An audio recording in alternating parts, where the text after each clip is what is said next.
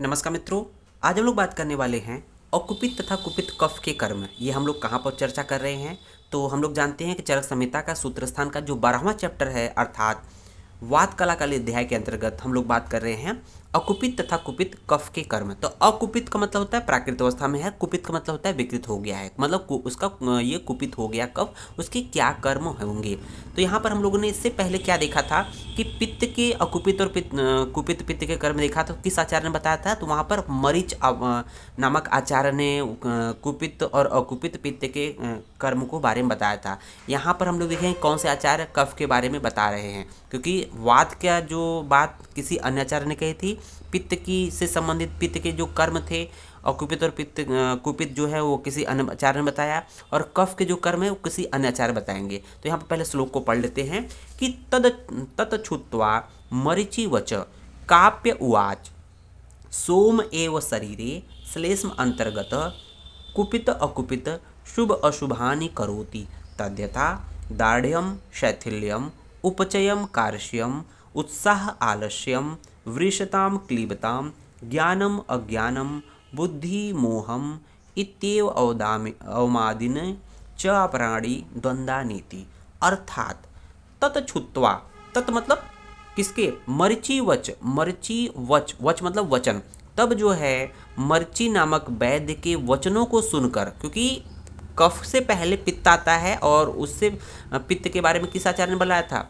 ये मरीचि नामक आचार्य ने पित्त के कर्म बताए थे। अकुपित और कुपित जो पित्त के कर्म मरीचि नामक आचार्य वैद्य ने बताए थे, उनके वचनों को सुनकर, मरीचि वच, वच मतलब वचन को सुनकर, ततछुत्वा मतलब सुनकर, मरीचि नामक वैद्य के वचनों को सुनकर काप्य उवाच, काप्य नामक जो वैद्य थे और वो बोले। तो यहाँ पर कफ के कर्म किसने बताए हैं? क से कफ, क से काप्य। तो ध्यान दीजिएगा, कफ के कर्म जो किसने बताए हैं? काप्य नामक, क से कफ, क से कर्म, कोड बढ़िया बन गया। तो उवाच वो बोले कि सोम एव शरीरे श्लेष्म अंतर्गत, अर्थात शरीर में कफ के अंतर्गत, श्लेष्म अंतर्गत मतलब शरीर में कफ के अंतर्गत, श्लेष्मा के अंतर्गत जो सोम होता है, सोम मतलब जो जल होता है। तो हम लोग जानते हैं श्लेष्मा में या कफ में जल की प्रधानता होती है। तो कहा गया है कि शरीर के अंतर्गत, शरीर में कफ, श्लेष्मा अर्थात कफ के अंतर्गत जो सोम होता है या जल होता है, वही क्या करता है?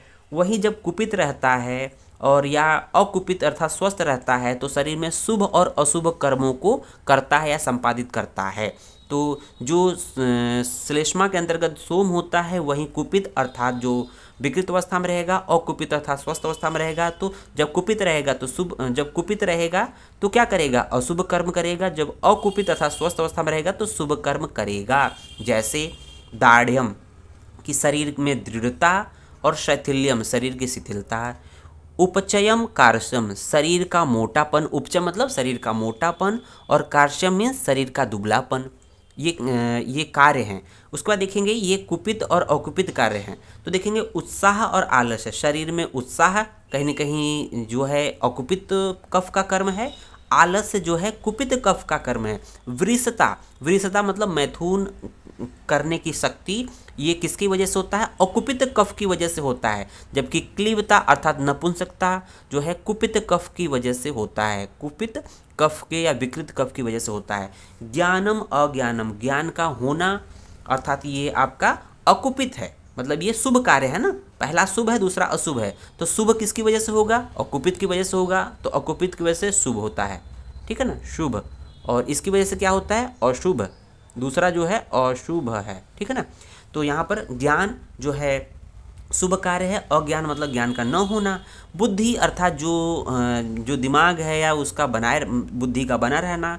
मोह मतलब बुद्धि के विपरीत कार्य होना। ये जो द्वंद्वज है, ये जो ग्रुप वाइज है, हर एक का देखेंगे दो दो ग्रुप है, ये पित्त के कफ के अंतर्गत, श्लेष्मा या कफ के अंतर्गत जो सोम होता है वो उसी के द्वारा ये सब कुछ कार्य संपादित होता है। तो हम लोग को याद कहाँ से करना है कि सोम एव शरीरे, तो यहाँ से याद करना है, हम लोग को याद करना ही करना है। सोम एव शरीरे, सोम एव शरीरे श्लेष्म अंतर्गत कुपित अकुपिता शुभा शुभानि करोति तदता दाढ़्यम शैथिल्यम उपचयम कार्श्यम उत्साहम आलस्यम वृषताम क्लीबताम ज्ञानम अज्ञानम बुद्धि मोहम इति ओदामिनी च अपराणी द्वंद्वानीति। तो इस तरह से हम इस पॉइंट को क्लियर कर लेंगे। ये बहुत इंपॉर्टेंट है, इससे आपके एमसीक्यू में प्रश्न पूछे जाते हैं कि कफ के कर्म कौन से हैं, पित्त के कर्म कौन से हैं और वात के कर्म कौन कौन से हैं। तो ये इम्पॉर्टेंट है, वेरी वेरी इंपॉर्टेंट है, ठीक है ना, वेरी वेरी इंपॉर्टेंट है। कहीं ना कहीं ये आपके एमसीक्यू में अक्सर पूछा जाता है। उम्मीद है वीडियो समझ में आया होगा। वीडियो को लाइक, शेयर और चैनल को सब्सक्राइब जरूर करें अगर आप चैनल पे नए हैं। धन्यवाद।